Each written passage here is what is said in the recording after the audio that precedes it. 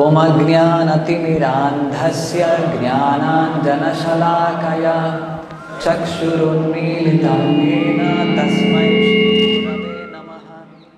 नमो ॐ विष्णुपादाय कृष्णप्रेष्ठाय भूतले श्रीमते भक्तिवेदान्तस्वामिन्निति नामिने। नमस्ते सारस्वते देवे गौरवाणी प्रचारिणे निर्विशेषा शून्यवादी पाश्चात्यदेशतारिणे। जय श्री कृष्ण चैतन्य प्रभु नित्यानंद श्री अद्वैत गदाधर श्रीवासादि गौरभक्तवृंद। हरे कृष्णा कृष्ण कृष्णा हरे हरे, हरे राम राम राम हरे हरे। हरे कृष्णा कृष्ण कृष्णा हरे हरे, हरे राम राम राम हरे हरे। हरे कृष्णा कृष्ण कृष्णा हरे हरे, हरे राम राम राम हरे हरे।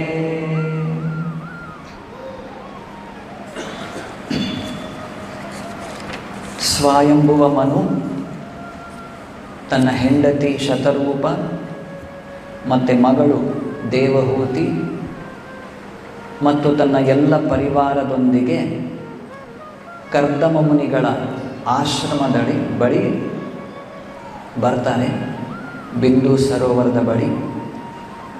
ಅದಾದ ನಂತರ ಸ್ವಯಂಭುವ ಮನು ಮತ್ತು ಕರ್ದಮ ಮುನಿಗಳು ಇಬ್ಬರ ನಡುವೆ ಒಂದು ವಿಸ್ತಾರವಾದ ಸಂಭಾಷಣೆ ನಡೆಯುತ್ತೆ. ಆ ಸಂಭಾಷಣೆಯಲ್ಲಿ ಮುಖ್ಯವಾದ ಒಂದು ಅಂಶ, ಟಾಪಿಕ್ ಏನು ಅಂದರೆ, ಸ್ವಯಂಭುವ ಮನು ತನ್ನ ಮಗಳು ದೇವಹೂತಿಯನ್ನು ಕರ್ದಮ ಮುನಿಗಳಿಗೆ ಕೊಟ್ಟು ವಿವಾಹ ಮಾಡಲಿಕ್ಕೆ ತನ್ನ ಇಚ್ಛೆಯನ್ನು ವ್ಯಕ್ತಪಡಿಸ್ತಾನೆ. ಅದಕ್ಕೆ ಕರ್ದಮ ಮುನಿಗಳು ಕೂಡ ಸಮ್ಮತಿಸ್ತಾರೆ. ನಂತರ ಅವರ ವಿವಾಹವಾಗುತ್ತೆ. ವಿವಾಹದ ಜೊತೆಯಲ್ಲಿ ಸಾಕಷ್ಟು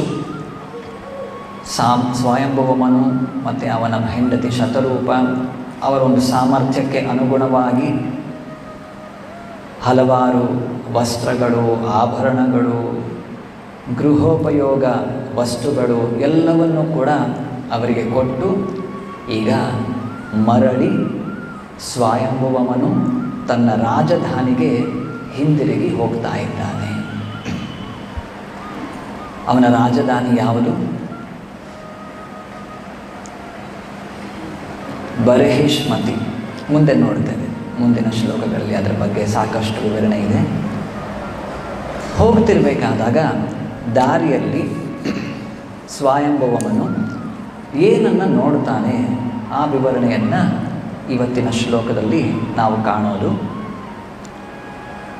ಆಮಂತ್ರ್ಯತಂ ಮುನಿವರಂ ಅನುಜ್ಞಾತಃ ಸಹಾನುಗಃ.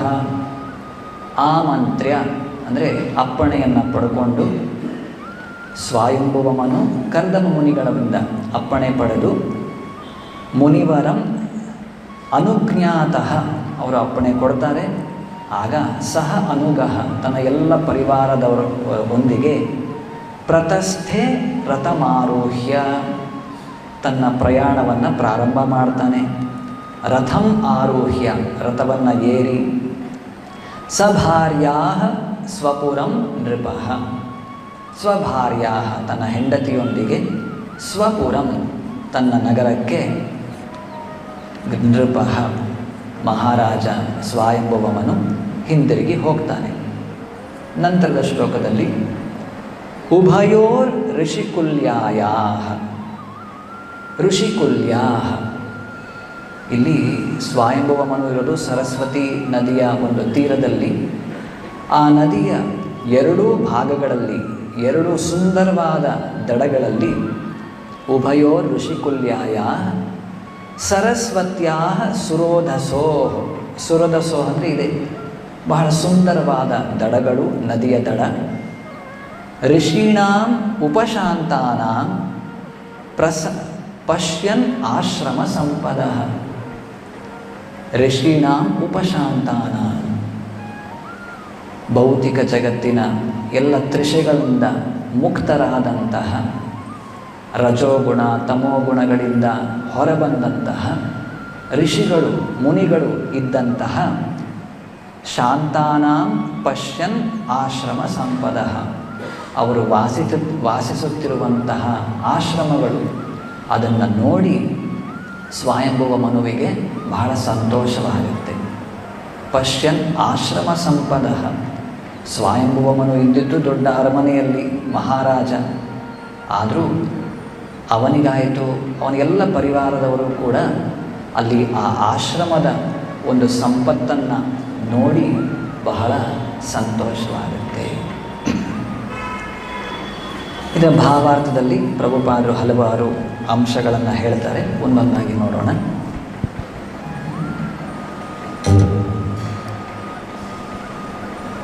ಸಾಮಾನ್ಯವಾಗಿ ನಾವು ನೋಡ್ತೇವೆ, ಆಧುನಿಕ ಜಗತ್ತಿನಲ್ಲೂ ಕೂಡ ಹಲವಾರು ಜನ ವೀಕೆಂಡ್ಸ್, ಭಾನುವಾರ ಅಥವಾ ಹಾಲಿಡೇಸ್, ವೆಕೇಷನ್ ಎಲ್ಲ ಮನೆಯನ್ನು ಬಿಟ್ಟು ಎಲ್ಲೋ ದೂರ ಯಾವುದೋ ಒಂದು ಹಿಲ್ ಸ್ಟೇಷನ್ ಅಥವಾ ಒಂದು ರೆಸಾರ್ಟ್, ಎಲ್ಲೋ ಭಾಳ ಸಿಟಿಯಿಂದ ಲೈಫಿಂದ ದೂರ ಹೋಗಿ ಸ್ವಲ್ಪ ಆರಾಮಾಗಿದ್ದು ಮತ್ತು ಹಿಂದಿರುಗಿ ಬರೋದು, ಇದು ಸಾಮಾನ್ಯವಾಗಿ ನೋಡ್ತೇವೆ. ಇದು ಏನು ಲಕ್ಷಣ ಅಂದರೆ, ಭೌತಿಕ ಜಗತ್ತಿನಲ್ಲಿ ಈ ಭೌತಿಕ ಮನಸ್ಸು, ಮೆಂಟಲ್ ಆ್ಯಕ್ಟಿವಿಟಿ, ಮನಸ್ಸಿನ ಒಂದು ಭೋಗ ಮತ್ತು ತ್ಯಾಗದ ಲಕ್ಷಣ. ಮೆಟೀರಿಯಲಿಸ್ಟಿಕ್ ಮೈಂಡ್, ಭೌತಿಕತೆಯಿಂದ ಕೂಡಿರುವಂತಹ ಒಂದು ಮನಸ್ಸು ಯಾವಾಗಲೂ ಕೂಡ ಈ ಭೋಗ ತ್ಯಾಗವನ್ನು ಮಾಡುತ್ತೆ. ಏನು ಇದು ಬೇಕು ಇದು ಬೇಕು ಇದು ಬೇಕು ಅಂತ ಯಾವುದೋ ವಸ್ತುವನ್ನು ಸ್ವೀಕಾರ ಮಾಡೋದು, ಅದು ಸಿಕ್ಕಿದ ನಂತರ ಇದು ಬೇಡ ಬೇಡ ಅದನ್ನು ತ್ಯಾಗ ಮಾಡೋದು, ಮತ್ತು ಇನ್ಯಾವುದೋ ಬೇಕು ಅನ್ನೋದು. ಸರಿ, ಆ ವಸ್ತುವನ್ನು ತಗೊಂಡಾಯಿತು, ಸಂತೋಷ ಸಮಾಧಾನ ಆಯಿತಾ? ಇಲ್ಲ, ಅದು ಬೇಡ, ಮತ್ತು ಇನ್ನೊಂದು ಬೇಕು. ಇದು ಮೆಟೀರಿಯಲಿಸ್ಟಿಕ್ ಮೈಂಡ್, ಭೌತಿಕತೆಯಿಂದ ಕೂಡಿದಂತಹ ಮನಸ್ಸಿನ ಒಂದು ಲಕ್ಷಣ, ಕ್ಯಾರೆಕ್ಟರಿಸ್ಟಿಕ್. ಹೀಗಾಗಿ ನಾವು ಎಲ್ಲೋ ದೊಡ್ಡ ಒಂದು ಬಿಲ್ಡಿಂಗ್ನಲ್ಲಿದ್ದೇವೆ. ಪ್ರಭುಪಾದ ಹೇಳ್ತಾರೆ, ಗಗನಚುಂಬಿ ಕಟ್ಟಡ, ಸ್ಕೈ ಸ್ಕ್ರೇಪರ್ ಬಿಲ್ಡಿಂಗ್, ಅಲ್ಲಿ ಇರಬೇಕು, ಅಂಥ ಒಂದು ಮನೆಯನ್ನು ಪಡ್ಕೊಳ್ಬೇಕು, ಅಲ್ಲಿ ವಾಸ ಮಾಡಬೇಕು ಅಂತ ಬಹಳ ಹಂಬಲ ಕಾತುರತೆ ಇರುತ್ತೆ. ಬಹಳ ಶ್ರಮವಹಿಸಿ ಹೇಗೋ ಏನೋ ಅದನ್ನು ನಾವು ಕಟ್ಟಿಸ್ತೇವೆ ಅಥವಾ ಖರೀದಿ ಮಾಡ್ತೇವೆ, ಅಲ್ಲಿ ವಾಸ ಮಾಡ್ತೇವೆ. ಅಲ್ಲಿಗೆ ಸಮಾಧಾನ ಆಗೋದಿಲ್ಲ. ಮತ್ತು ವಾರಾಂತ್ಯದಲ್ಲಿ ಇನ್ನೆಲ್ಲೋ ಎಲ್ಲ ಬಿಟ್ಟು ಎಲ್ಲೋ ದೂರ ಹೋಗಬೇಕು. ಸರಿ, ದೂರ ಹೋಗ್ಬಿಡು, ಮತ್ತೆ ಬರಬೇಡ. ಇಲ್ಲ ಇಲ್ಲ ಇಲ್ಲ, ಬಿಟ್ಟಿರ್ಲಿಕ್ಕಾಗಲ್ಲ, ಮತ್ತೆ ಬರ್ತೇವೆ. ಇದು ಭೌತಿಕ ಮನಸ್ಸಿನ ಒಂದು ಲಕ್ಷಣ. ಇಲ್ಲಿ ನಾವೇನು ನೋಡ್ತೇವೆ, ದೂರದಿಂದ ನೋಡಿದಾಗ ಏನೋ ಸುಂದರವಾಗಿ ಕಾಣುತ್ತೆ, ಅದನ್ನು ಸ್ವೀಕಾರ ಮಾಡಲಿಕ್ಕೆ ಹೋಗ್ತೇವೆ. ಆದರೆ ನಿಜವಾದ ಅಲ್ಲಿ ಅವಶ್ಯಕತೆ ಇರುವಂತಹ ಒಂದು ವೈರಾಗ್ಯವೋ ಮನಸ್ಥಿತಿ, ಕಾನ್ಷಿಯಸ್ನೆಸ್ ನಾವು ಬೆಳೆಸ್ಕೊಳ್ಳೋದಿಲ್ಲ. ಆಶ್ರಮ ಅಂದರೆ ಏನು? ಯಾವ ಒಂದು ಸ್ಥಳದಲ್ಲಿ ಆಧ್ಯಾತ್ಮಿಕ ಜೀವನ ನಡೀತಾ ಇದೆ, ಭಗವಂತನನ್ನು ಕೇಂದ್ರ ಬಿಂದುವನ್ನಾಗಿ ಇಟ್ಕೊಂಡು ಎಲ್ಲ ಚಟುವಟಿಕೆಗಳನ್ನು ಯಾರು ಮಾಡ್ತಿದ್ದಾರೆ, ಯಾವ ಸ್ಥಳದಲ್ಲಿ ಮಾಡ್ತಿದ್ದಾರೆ, ಅದಕ್ಕೆ ನಾವು ಆಶ್ರಮ ಅಂತ ಹೇಳೋದು. ಅದು ಕಾರ್ನಲ್ಲೇ ಇರಬಹುದು, ಇನ್ಯಾವುದೋ ಒಂದು ಗುಡಿಸಲಿನಲ್ಲಿರಬಹುದು, ಅಥವಾ ಇನ್ಯಾವುದೋ ಒಂದು ದೊಡ್ಡ ಗಗನಚುಂಬಿ ಕಟ್ಟಡ, ಸ್ಕೈ ಸ್ಕ್ರೇಪರ್ ಬಿಲ್ಡಿಂಗ್ನಲ್ಲೇ ಇರಬಹುದು. ಯಾವ ಸ್ಥಳದಲ್ಲಿ ಭಗವಂತನನ್ನು ಕೇಂದ್ರ ಬಿಂದುವನ್ನಾಗಿ ಇಟ್ಕೊಂಡು, ಸೆಂಟರ್ ಆಫ್ ಆಲ್ ಆ್ಯಕ್ಟಿವಿಟೀಸ್, ಯಾವ ಸ್ಥಳ ಇರುತ್ತೆ ಅದು ನಿಜವಾದ ಆಶ್ರಮ ಅಂತ ಅನ್ನಿಸ್ಕೊಳ್ಳೋದು. ಪ್ರಭುಪಾದರು ಭಾವಾರ್ಥದಲ್ಲಿ ಹೇಳ್ತಾರೆ ಹೇಗೆ, ಈಗಲೂ ಕೂಡ ನಮ್ಮ ದೇಶದಲ್ಲಿ ವಿಶೇಷವಾಗಿ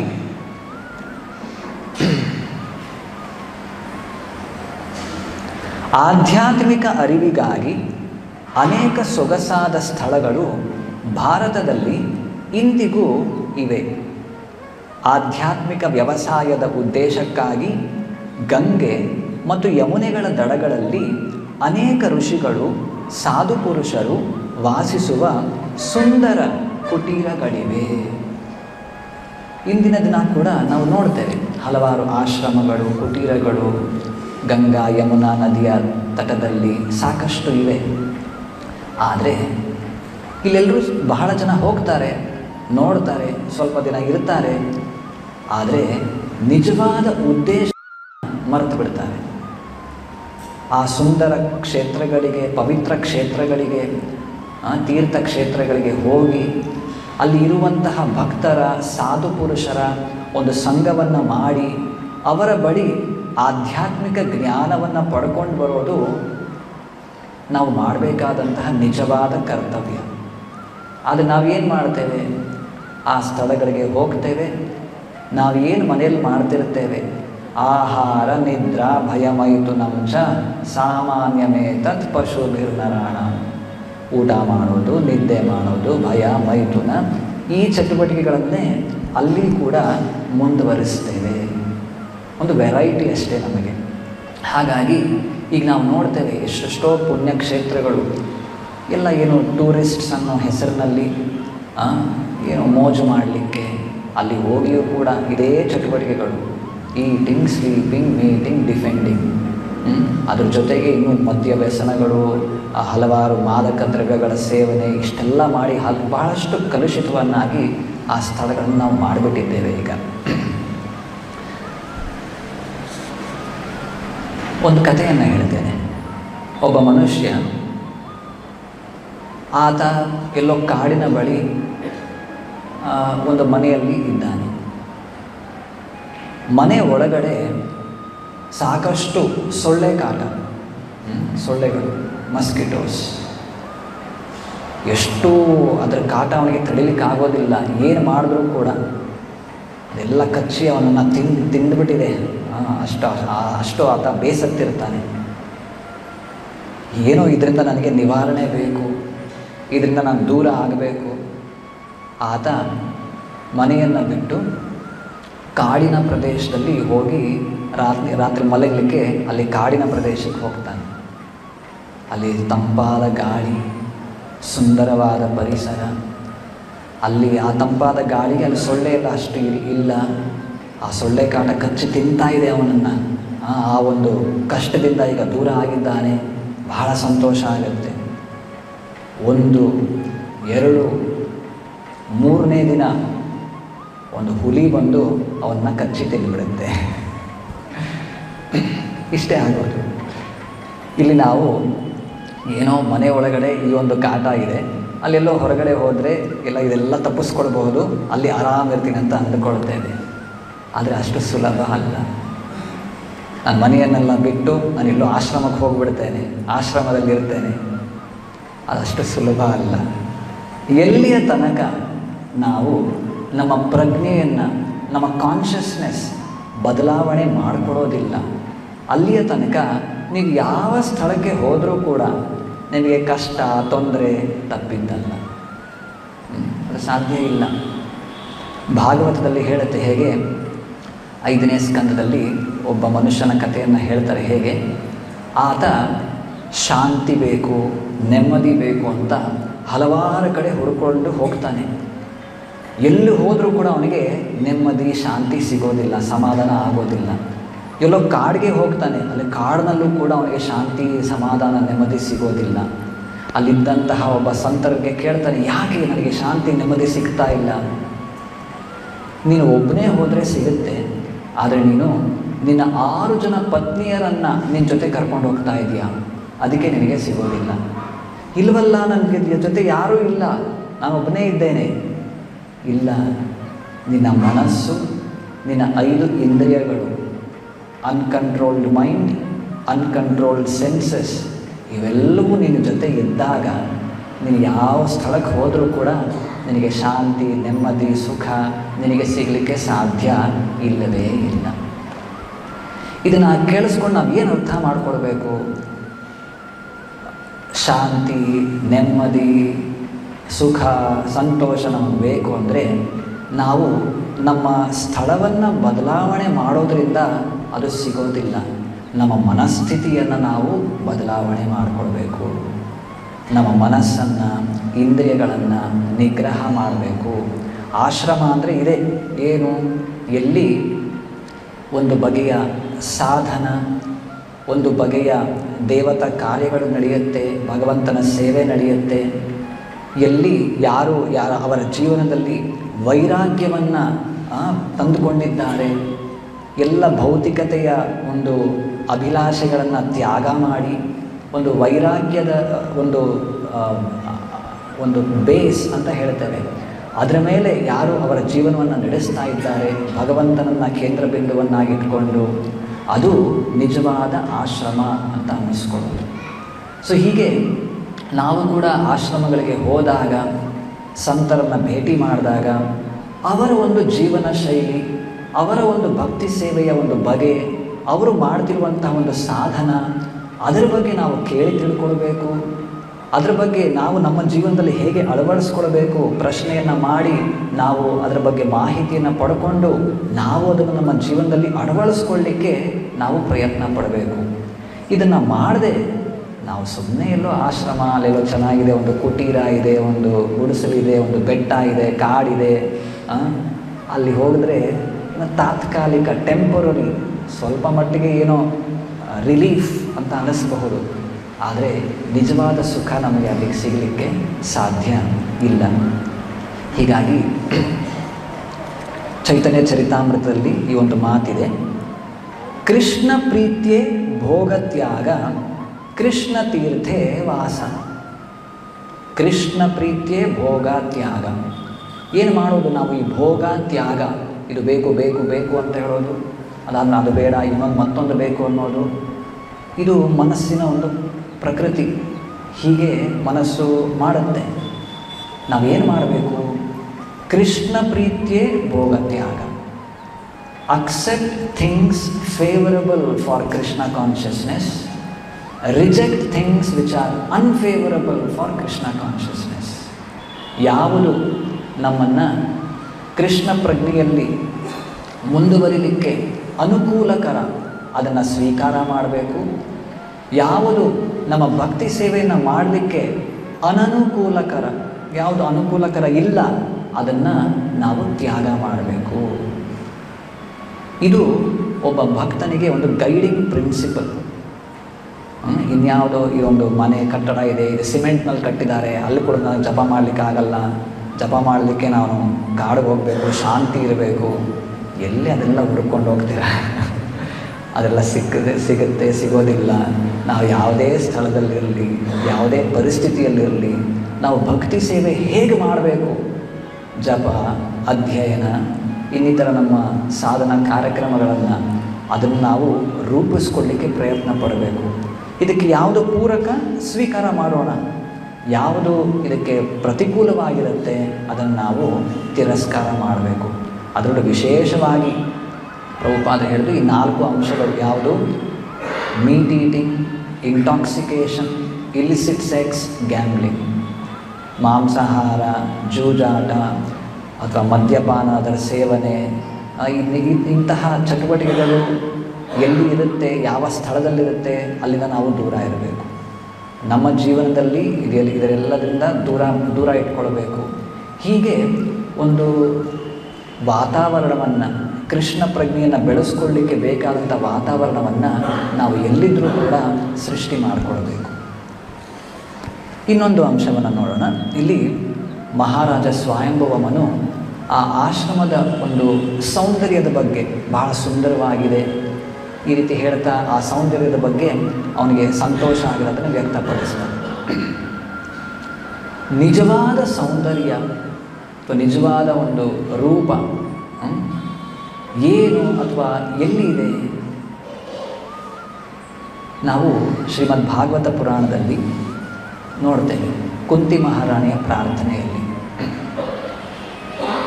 ಈಗ ನಾವು ಅಂದ್ಕೊಳ್ತೇವೆ ಒಂದು ಸುಂದರವಾದ ಮನೆ ಅಂದರೆ ಭಾಳ ದೊಡ್ಡ ಬಿಲ್ಡಿಂಗ್ ಇರಬೇಕು, ಭಾಳ ಚೆನ್ನಾಗಿ ಪೇಂಟ್ ಬಳ್ದಿರಬೇಕು, ಕಿಟಕಿ ಬಾಗಿಲೆಲ್ಲ ಭದ್ರವಾಗಿರಬೇಕು, ಒಂದು ದೊಡ್ಡ ಕಾಂಪೌಂಡ್ ಇರಬೇಕು, ಮುಂದೆ ಗಾರ್ಡನ್ ಇರಬೇಕು, ಒಂದು ಸ್ವಿಮ್ಮಿಂಗ್ ಪೂಲ್ ಇರಬೇಕು.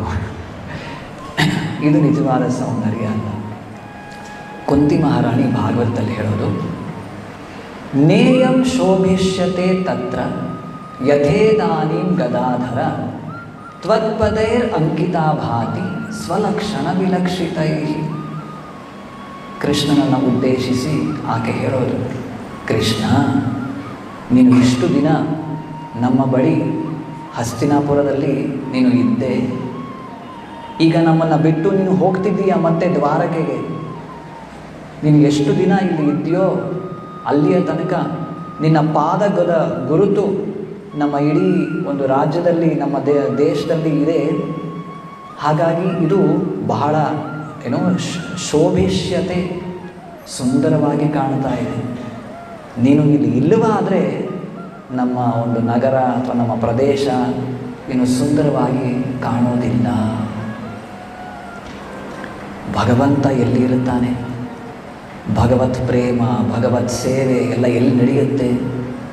ಅದು ಆ ಒಂದು ಸ್ಥಳ ನಿಜವಾದ ಸುಂದರವಾದ ಪ್ರದೇಶ. ಎಲ್ಲಿ ಭಗವಂತನು ಇಲ್ಲ, ಅವನ ಭಕ್ತಿ ಸೇವೆ ಇಲ್ಲ, ಆ ಸ್ಥಳ ಏನು ಭೌತಿಕತೆಯ ದೃಷ್ಟಿಯಿಂದ, ಎಕನಾಮಿಕಲ್ ಡೆವಲಪ್ಮೆಂಟ್ ಏನೇ ಇರಲಿ, ಆ ದೃಷ್ಟಿಯಿಂದ ಎಷ್ಟೇ ಡೆವಲಪ್ಡ್ ಅಂತ ಅನಿಸ್ಕೊಂಡ್ರೂ ಕೂಡ ಒಬ್ಬ ಭಕ್ತನಿಗೆ ಅದು ಸುಂದರವಾಗಿ ಕಾಣೋದಿಲ್ಲ.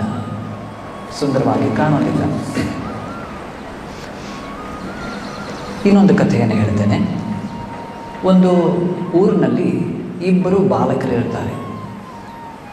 ಇಬ್ಬರು ರೈತ ವರ್ಗದ ಜನ. ಒಬ್ಬನನ್ನು ಅವರ ತಂದೆ ಎಲ್ಲೋ ಒಂದು ಸಿಟಿ ನಗರಕ್ಕೆ ಕಳಿಸಿ ಯಾವುದೋ ಒಂದು ದೊಡ್ಡ ಸ್ಕೂಲ್ನಲ್ಲಿ, ಕಾಲೇಜ್ನಲ್ಲಿ ಅವನ ವಿದ್ಯಾಭ್ಯಾಸ ಆಗುತ್ತೆ. ಅದಾದ ನಂತರ ಅವನು ಇನ್ಯಾವುದೋ ಒಂದು ದೊಡ್ಡ ಕಂಪ್ನಿಯಲ್ಲಿ ಕೆಲಸ ಮಾಡ್ತಿರ್ತಾನೆ. ಸಾಕಷ್ಟು ಹಣವನ್ನು ಸಂಪಾದನೆ ಮಾಡಿದ್ದಾನೆ. ಎಷ್ಟೋ ವರ್ಷಗಳ ಬಳಿಕ ಅವನಿಗೆ ವಿವಾಹ ಆಗುತ್ತೆ, ಮಕ್ಕಳಾಗ್ತಾರೆ, ಮತ್ತೆ ಊರಿಗೆ ವಾಪಸ್ ಬರ್ತಾನೆ. ಬಂದ ನಂತರ ಅವನ ಹಳೆಯ ಸ್ನೇಹಿತನನ್ನು ನೋಡ್ತಾನೆ. ಆ ಹಳೆಯ ಸ್ನೇಹಿತ ಅಲ್ಲೇ ಊರಿನಲ್ಲೇ ಇದ್ದುಕೊಂಡು, ಅವನಿಗೆ ಬಹಳ ದೊಡ್ಡ ಒಂದು ಎಜುಕೇಷನ್, ಕ್ವಾಲಿಫಿಕೇಷನ್ ಏನಿರೋದಿಲ್ಲ, ಒಂದು ವ್ಯವಸಾಯ, ಅಗ್ರಿಕಲ್ಚರ್ ಮಾಡಿಕೊಂಡು ಅಲ್ಲೇ ಊರಿನಲ್ಲಿ ಇದ್ದಾನೆ. ಈತ ಎಷ್ಟೋ ವರ್ಷಗಳ ಬಳಿಕ ಮತ್ತೆ ಊರಿಗೆ ಬಂದು ಅವನನ್ನು ನೋಡ್ತಾನೆ. ನೋಡಿ ಎಲ್ಲ ಮಾತಾಡಿದ ನಂತರ ಹೇಳ್ತಾನೆ, ಏನು ಇನ್ನೂ ಹೀಗೆ ಇದ್ದೀಯಾ? ಹೌದು, ನಾನಿರೋದೇ ಹೀಗೆ. ಹೇಗಿರಬೇಕಿತ್ತು? ಇಲ್ಲ, ಈಗಿರೋದಲ್ಲ, ನೀನು ಚೆನ್ನಾಗಿ ಕೆಲಸ ಮಾಡಬೇಕು. ಕೆಲಸ ನಾನು ಮಾಡ್ತೇನಲ್ಲ. ಇಲ್ಲ, ಕೆಲಸ ಮಾಡೋದು ಅಂದರೆ ನೀನು ದೊಡ್ಡ ಒಂದು ಫ್ಯಾಕ್ಟ್ರಿ ಅಥವಾ ಇಂಡಸ್ಟ್ರಿ, ಆ ಒಂದು ಕಂಪ್ನೀಲಿ ಕೆಲಸಕ್ಕೆ ಸೇರಿಕೊಳ್ಬೇಕು. ಸರಿ, ಅಲ್ಲಿ ಕೆಲಸ ಓಕೆ, ಅಲ್ಲಿ ಕೆಲಸ ಮಾಡಿ ಏನು ಮಾಡಬೇಕು? ಮುಂದೆ ಏನು? ಇಲ್ಲ, ಕೆಲಸ ಮಾಡಬೇಕು.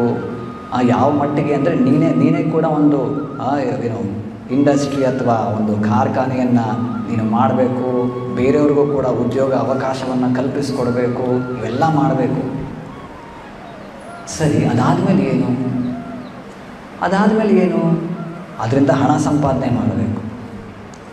ಸರಿ, ಹಣ ಸಂಪಾದನೆ ಮಾಡಬೇಕು. ಮತ್ತೆ ಏನು? ಮುಂದೆ ಏನು? ಭಾಳ ಹಣ ಸಂಪಾದನೆ ಮಾಡಿ ದೊಡ್ಡ ಮನೆಯನ್ನು ಕಟ್ಟಿಸಬೇಕು. ಮನೆ ಕಟ್ಟಿಸ್ಬೇಕು. ಸರಿ, ಅದಾದಮೇಲೆ ಏನು? ಓಡಾಡಲಿಕ್ಕೆ ಒಂದು ದೊಡ್ಡ ಕಾರ್ ಪರ್ಚೇಸ್ ಮಾಡಬೇಕು.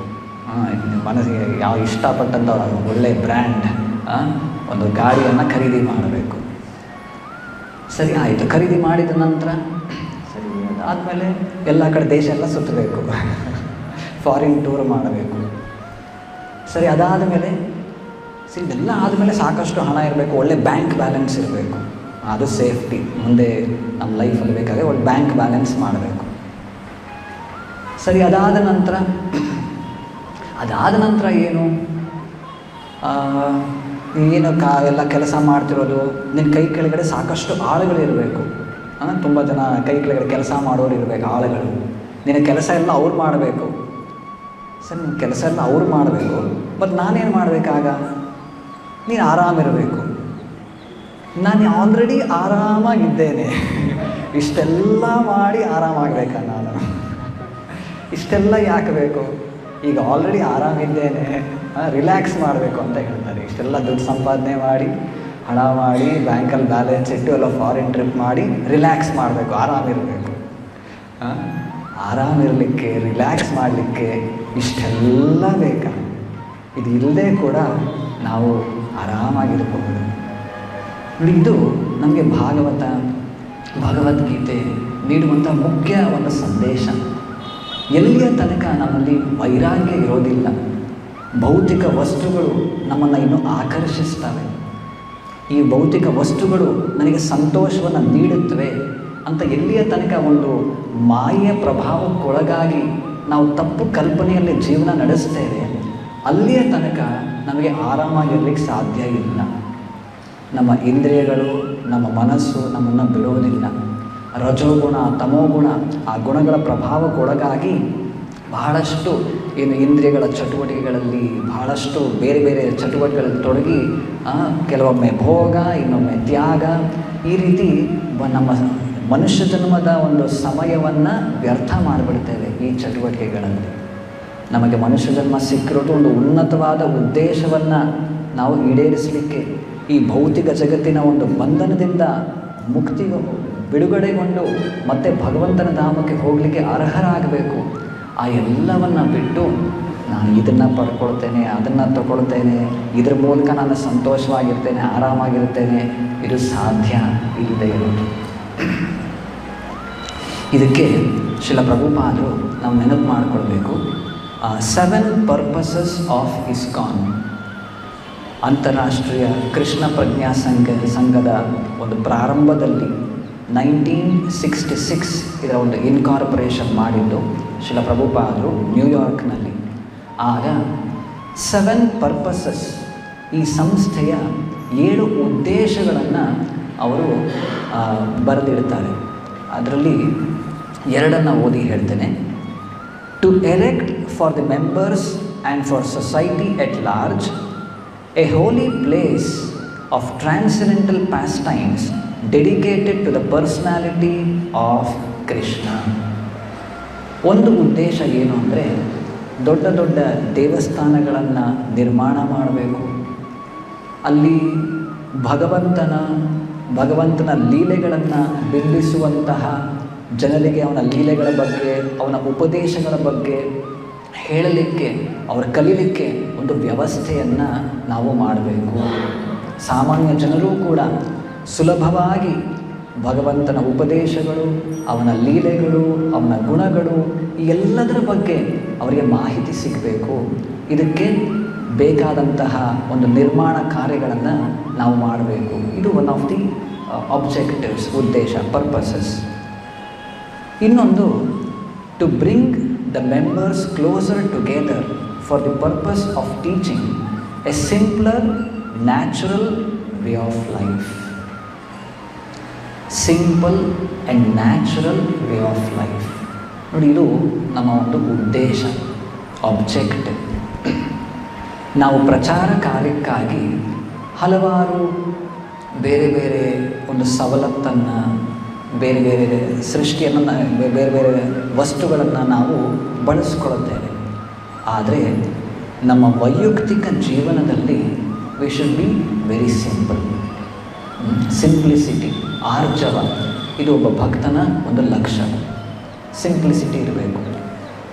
ನಾವು ಪ್ರಚಾರ ಕಾರ್ಯಕ್ಕಾಗಿ ಹೇಳಿದ್ನಲ್ಲ, ಸಾಕಷ್ಟು ಇರಬಹುದು. ನಮ್ಮ ಭಕ್ತಿ ಸೇವೆಗೆ ಏನು ಅವಶ್ಯಕತೆ ಇದೆ ಅದರ ಮೇಲೆ ನಮ್ಮ ಫೋಕಸ್ ಇರಬೇಕು. ನೋಡಿ, ದೇವಸ್ಥಾನಕ್ಕೆ ಬರ್ತಾರೆ, ಹೇಗೆ ನಾವು ಎಲ್ಲೋ ಆಶ್ರಮ ಅಥವಾ ತೀರ್ಥಕ್ಷೇತ್ರ ಅಂತೆಲ್ಲ ಹೋಗಿ ಅಲ್ಲೂ ಕೂಡ ಹೋಗಿ ನಮ್ಮ ಇಂದ್ರಿಯ ತೃಪ್ತಿಯ ಚಟುವಟಿಕೆಯನ್ನು ಮಾಡ್ತೀವಿ ನಾವು. ಅದೇ ರೀತಿ ಎಷ್ಟೋ ಜನ ದೇವಸ್ಥಾನಕ್ಕೆ ಬರಬಹುದು. ನಮ್ಮ ದೇವಸ್ಥಾನದ ಆವರಣದಲ್ಲೂ ಕೂಡ ಒಂದು ಭಾಗದಲ್ಲಿ ಅಲ್ಲಿ ಒಂದು ಜಾರೋ ಬಂಡಿ ಇದೆ, ಆಟ ಆಡಲಿಕ್ಕೆ ಒಂದು ಒಂದು ಸ್ವಲ್ಪ ಜಾಗಗಳೇ ಎಲ್ಲ ಒಂದು ವ್ಯವಸ್ಥೆ ಇದೆ. ಅದು ಯಾತಕ್ಕಾಗಿದೆ ಅವೆಲ್ಲ, ಯಾರಿಗಿದೆ ಅರ್ಥ ಮಾಡ್ಕೊಳ್ಬೇಕು. ಮಕ್ಕಳು ಬರ್ತಾರೆ ಆಟ ಆಡಿಕೊಂಡು ಇಲ್ಲಿ ಸ್ವಲ್ಪ ದೇವಸ್ಥಾನಕ್ಕೆ ಅವ್ರ ತಂದೆ ತಾಯಿನೂ ಕರ್ಕೊಂಡು ಬರ್ತಾರೆ, ಸ್ವಲ್ಪ ಕುಳಿತುಕೊಳ್ತಾರೆ, ಪ್ರಸಾದ ತಿಂತಾರೆ, ಜಪ ಮಾಡ್ತಾರೆ, ಕೀರ್ತನೆಯಲ್ಲಿ ಭಾಗವಹಿಸ್ತಾರೆ. ಅವ್ರನ್ನು ಅಟ್ರ್ಯಾಕ್ಟ್ ಮಾಡಲಿಕ್ಕೆ ಕೆಲವೊಂದು ವ್ಯವಸ್ಥೆಯನ್ನು ನಾವು ಮಾಡಿರಬಹುದು. ಅಲ್ಲಿ ಜಾರೋ ಬಂಡಿ ಇದೆ ಅಂತ ನಾವೆಲ್ಲ ದೇವಸ್ಥಾನದಲ್ಲಿದೆ, ನಾನು ಪ್ರತಿದಿನ ಹೋಗಿ ಅಲ್ಲಿ ಅದರಲ್ಲಿ ಆಟ ಆಡ್ತೇನೆ ಅಂದರೆ ಇಲ್ಲ. ಇಲ್ಲಿ ನಾವು V should be very focused. ನೋಡಿ, ಕನ್ಕ್ಲೂಷನ್ ಇದೆ. ನಾವು ಆಧ್ಯಾತ್ಮಿಕ ಜೀವನದಲ್ಲಿ ಹೇಗಂದರೆ ಹಾಗೆ ಕೇರ್ ಫ್ರೀ ಇರೋ ಹಾಗೆ ಇಲ್ಲ. ಭಾಗವತ ಹೇಳೋದು ತಸ್ಮಾತ್ ಏಕೇನ ಮನಸ ಭಗವಾನ್ ಸಾತ್ವತಾಂಪತಿ ಶ್ರೋತವ್ಯ ಕೀರ್ತಿತವ್ಯಶ್ಚ ಧ್ಯೇಯ ಪೂಜ್ಯಶ್ಚ ನಿತ್ಯದ ಪ್ರತಿನಿತ್ಯ ನಾವು ಏನು ಮಾಡಬೇಕು? ಏಕೇನ ಮನಸ, with single pointed attention, focus. ನಮ್ಮ ಅಟೆನ್ಷನ್, ನಮ್ಮ ಗಮನ ಭಗವಂತನ ಮೇಲೆ ಇರಬೇಕು. ತಸ್ಮಾತ್ ಏಕೇನ ಮನಸ ಭಗವಾನ್ ಸಾತ್ವತಾಂಪತಿ ಶ್ರೋತವ್ಯ, ಅವನ ಬಗ್ಗೆ ಕೇಳಿಸ್ಕೊಡ್ಬೇಕು. ಕೀರ್ತಿತವ್ಯ, ಅವನ ನಾಮವನ್ನು ಉಚ್ಚಾರ ಮಾಡಬೇಕು, ಜಪ ಸಂಕೀರ್ತನೆಯಲ್ಲಿ ತೊಡಗಬೇಕು. ಧ್ಯೇಯ, ಅವನ ಧ್ಯಾನ ಅಥವಾ ಸ್ಮರಣೆಯನ್ನು ಮಾಡಬೇಕು. ಪೂಜ್ಯ, ಅವನ ಒಂದು ಆರಾಧನೆಯಲ್ಲಿ, ಶ್ರೀ ವಿಗ್ರಹದ ಪೂಜೆಯಲ್ಲಿ, ಆರಾಧನೆಯಲ್ಲಿ ನಾವು ಕೂಡ ಭಾಗವಹಿಸಬೇಕು. ಈ ರೀತಿ ಮಾಡ್ತಾ ನಾವು ನಮ್ಮ ಗಮನವನ್ನು ಅವನ ಮೇಲೆ ಕೇಂದ್ರೀಕರಿಸಬೇಕು. ನಮ್ಮ ಮನಸ್ಸು, ಎಲ್ಲ ಇಂದ್ರಿಯ ಚಟುವಟಿಕೆಗಳು ಭಗವಂತನ ಮೇಲೆ ಕೇಂದ್ರೀಕರಿಸಿರಬೇಕು. ಅದು ಯಾವುದೇ ಸ್ಥಳದಲ್ಲಿರಲಿ, ದೇವಸ್ಥಾನವಿರಲಿ, ಇನ್ಯಾವುದೋ ಆಶ್ರಮ ಇರಲಿ, ಇನ್ನೆಲ್ಲೋ ತೀರ್ಥಕ್ಷೇತ್ರ ಇರಲಿ, ಅಥವಾ ನಿಮ್ಮ ಮನೆಯೇ ಇರಲಿ, ಎಲ್ಲಿದ್ದರೂ ಕೂಡ ನಮ್ಮ ಉದ್ದೇಶ, ನಮ್ಮ ಚಟುವಟಿಕೆಗಳು ಭಗವಂತನ ಕೇಂದ್ರ ಬಿಂದುವನ್ನಾಗಿಟ್ಕೊಂಡು ಎಲ್ಲವನ್ನು ನಾವು ಮಾಡಬೇಕು. ಇದು ಮಾಡದೇ ಇದ್ದಾಗ ನೀವು ದೇವಸ್ಥಾನಕ್ಕೆ ಹೋಗಿ, ಯಾವುದೇ ಆಶ್ರಮಕ್ಕೆ ಹೋಗಿ, ತೀರ್ಥಕ್ಷೇತ್ರಕ್ಕೆ ಹೋಗಿ, ನೀವೇನು ಮನೆಯಲ್ಲಿ ಅಥವಾ ಇಂದ್ರಿಯ ಚಟುವಟಿಕೆಗಳನ್ನು ಮಾಡ್ತಿರ್ತೀರ ಅದನ್ನೇ ಸ್ವಲ್ಪ ದಿನ ಮುಂದುವರಿಸ್ತೀರ ಅಷ್ಟೇ. ಅಲ್ಲಿ ಹೋದ ಮೇಲೆ ಭಾಳ ದಿನವೂ ಅಲ್ಲಿ ಇರಲಿಕ್ಕೆ ಆಗೋದಿಲ್ಲ. ಮತ್ತೆ ಅಲ್ಲಿ ಬೇಸರ ಆಗುತ್ತೆ, ಇನ್ಯಾವುದೋ ಇನ್ನೊಂದು ಸ್ಥಳವನ್ನು ಹುಡ್ಕೊಂಡು ಹೋಗ್ತೇವೆ. ಎಷ್ಟು ದಿನ ಇದೇ ರೀತಿ? ಅದಕ್ಕೆ ನಾವು ಕೇರ್ಫುಲ್ ಇರಬೇಕು. ಇನ್ನೊಂದು ಪ್ರಭುಪಾದರ ಕಥೆ ಹೇಳೋದು, ಈ ಕಥೆಯ ಮೂಲಕ ಮುಕ್ತಾಯ ಮಾಡ್ತೇನೆ. ಒಬ್ಬ ಗುರುಗಳಿರ್ತಾರೆ, ಎಲ್ಲೋ ಒಂದು ಕಾಡಿನ ಪ್ರದೇಶದಲ್ಲಿ. ಒಬ್ಬ ಮನುಷ್ಯ, ಒಬ್ಬ ವ್ಯಕ್ತಿ, ಒಬ್ಬ ಶಿಷ್ಯ ಬರ್ತಾನೆ. ಗುರುಗಳೇ, ನನಗೆ ಆಶ್ರಯ ಕೊಡಿ, ನಾನು ಆಧ್ಯಾತ್ಮಿಕ ಜೀವನ ನಡೆಸಬೇಕು ಅಂತಿದ್ದೇನೆ, ನನ್ನನ್ನು ನಿಮ್ಮ ಜೊತೆ ಇಟ್ಕೊಳ್ಳಿ ಅಂತ. ಆ ಗುರುಗಳು ಹೇಳ್ತಾರೆ, ಇಲ್ಲಪ್ಪ, ನಾನೀಗ ನನ್ನ ತೀರ್ಥ ಯಾತ್ರೆಯನ್ನು ಪ್ರಾರಂಭ ಮಾಡ್ತಿದ್ದೇನೆ. ನಾನು ಬರೋದು ಬಹಳ ದಿನ ಆಗ್ಬೋದು, ಒಂದು 2-3 ತಿಂಗಳು ಆಗ್ಬೋದು. ಹಿಂದಿನ ಕಾಲದಲ್ಲಿ ನಡ್ಕೊಂಡು ಹೋಗ್ತಿದ್ರು, ನಡ್ಕೊಂಡು ಬರ್ತಿದ್ರು, ಬಹಳ ಸಮಯ ಬೇಕಿತ್ತು. 3 ತಿಂಗಳ ಅವಧಿ ಆಗುತ್ತೆ. ಸರಿ, ನೀನು ಬಂದಿದೆಯಾ? ಇಲ್ಲೇ ಇರು, ಇಲ್ಲಿ ಇದ್ದು ನಿನಗೆ ಭಗವದ್ಗೀತೆ ಪುಸ್ತಕವನ್ನು ಕೊಡ್ತೇನೆ, ಪ್ರತಿನಿತ್ಯ ಇದರ ಅಧ್ಯಯನ ಮಾಡಿಕೊಂಡು ನೀನು ಇಲ್ಲೇ ಇರು ಅಂತ ಹೇಳ್ತಾರೆ. ಸರಿ, ಇದೇ ಆಶ್ರಮದಲ್ಲೇ ಇರು, ನಾನು ಹೋಗ್ತಿದ್ದೇನೆ, ಇಲ್ಲಿ ಯಾರೂ ಇಲ್ಲ ನನ್ನ ಬಿಟ್ಟು, ಈ ಸ್ಥಳದಲ್ಲಿ ನೀನೇ ಇರು, ನಾನು ತೀರ್ಥಯಾತ್ರೆ ಮುಗಿಸ್ಕೊಂಡು ಬರ್ತೇನೆ, ಅಷ್ಟರಲ್ಲಿ ಭಗವದ್ಗೀತೆನ ಓದಿ ಮುಗಿಸು ಅಂತ ಹೇಳ್ತಾರೆ. ಸರಿ ಆಯಿತು, ಈ ಹೊಸ ಶಿಷ್ಯ ಒಪ್ಕೊಳ್ತಾನೆ. ಇಲ್ಲಿ ವಾಸ ಮಾಡ್ತಿರ್ತಾನೆ. ಅಲ್ಲಿ ಒಂದು ದಿನ, 2ನೇ ದಿನ, 3ನೇ ದಿನ ಅಲ್ಲೇ ಅವನು ಸ್ನಾನ ಮಾಡಿ, ಅಲ್ಲಿ ನದಿ ಹರಿತಾ ಇದೆ.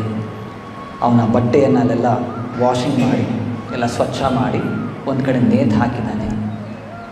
ಯಾವುದೋ ಒಂದು ಕಡೆ, ಒಂದು ಮೂಲೆಯಿಂದ ಒಂದು ಇಲಿ ಬಂದು ಅವನ ಬಟ್ಟೆಯನ್ನೆಲ್ಲ ಕಚ್ಚಿ ತಿಂತಾ ಇದೆ. ಅವನಿಗೆ ಅದನ್ನು ನೋಡಿ ಸಹಿಸಲಿಕ್ಕೆ ಆಗೋದಿಲ್ಲ. ಎಷ್ಟು ಪ್ರಯತ್ನ ಪಟ್ಟರೂ ಕೂಡ ಆ ಇಲಿಯನ್ನು ಓಡಿಸಿದ್ರು ಮತ್ತೆ ಬರುತ್ತೆ, ಮತ್ತೆ ಅವನ ಬಟ್ಟೆಯನ್ನೆಲ್ಲ ಕಚ್ಚಿ ಚಿಂದಿ ಚೂರು ಮಾಡ್ತಾ ಇದೆ. ಸರಿ, ಈ ಪ್ರಾಬ್ಲಮ್ ದೊಡ್ಡ ಪ್ರಾಬ್ಲಮ್ ಆಗಿಬಿಟ್ಟಿದೆ ಈಗ. ಈ ಪ್ರಾಬ್ಲಮ್ ಸಾಲ್ವ್ ಮಾಡಬೇಕೀಗ ನಾವು. ಸರಿ, ಈ ಪ್ರಾಬ್ಲಮ್ ಸಾಲ್ವ್ ಮಾಡಬೇಕಂದ್ರೆ ಏನು ಮಾಡಬೇಕು? ಒಂದು ಬೆಕ್ಕನ್ನು ತರಬೇಕು. ಸರಿ, ಮತ್ತೆ ಎಲ್ಲ ಹೋಗಿ ಒಂದು ಬೆಕ್ಕನ್ನು ತೊಗೊಂಡು ಬರ್ತಾನೆ. ಸರಿ, ಬೆಕ್ಕು ಬಂದ ಮೇಲೆ ಇಲಿ ಕಾಟ ಮುಕ್ತಾಯ ಆಯಿತು. ಇಲ್ಲಿ ಏನು ಬರ್ತಾ ಇಲ್ಲ ಈಗ, ಪ್ರಾಬ್ಲಮ್ ಸಾಲ್ವ್ ಆಯಿತು.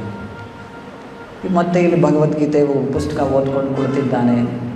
ಆ ಬೆಕ್ಕು ಮಿಯಾವ್ ಅದಕ್ಕೆ ಹೊಟ್ಟೆ ಹಸಿವಾಗಿದೆ, ಊಟ ಕೊಡಬೇಕಲ್ವ, ಏನಿಲ್ಲ.